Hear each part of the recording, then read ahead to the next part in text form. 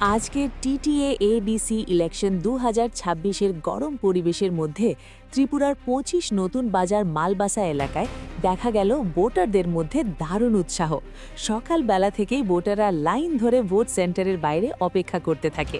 গ্রামের লোকজন, যুব সমাজ, বড়রা সবাই মিলে একটা উৎসবের মতো পরিবেশ তৈরি হয়েছে ভোটকে নিয়ে।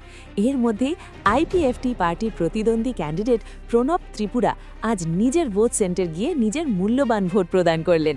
তার আসার সময় ভোট সেন্টারের বাইরে ছিল প্রচুর চাঞ্চলতা। সাধারণ মানুষের মধ্যে কিউরিওসিটি ছিল, তারা নিজেদের ক্যান্ডিডেটকে কাছ থেকে দেখতে চায়, তার সাথে কথা বলতে চায়। নতুন বাজার মালবাসা তাও জরতেই কোনো গেঞ্জামুঙিয়া ওয়ালে সুলাইকে পিসফুল ভাবে ন বুড়লাই দंगो অমন আসানারগো আইন 25 নতুন বাজার মালবাসানি গই যত সাধারণ নাগরিক বা সাধারণ ভোটার ন যাহাতে গণতন্ত্রনি রাজধানী পিসফুল ভাবে বুড়থों কোনো গেঞ্জাম খায়াকারে জানজানে ভোটারनि বনি অধিকার অধিকার অনুসারে ন ভোট বরি দंगो আশা খালাयो পিসফুল ভাবে ন ভোট নাইনি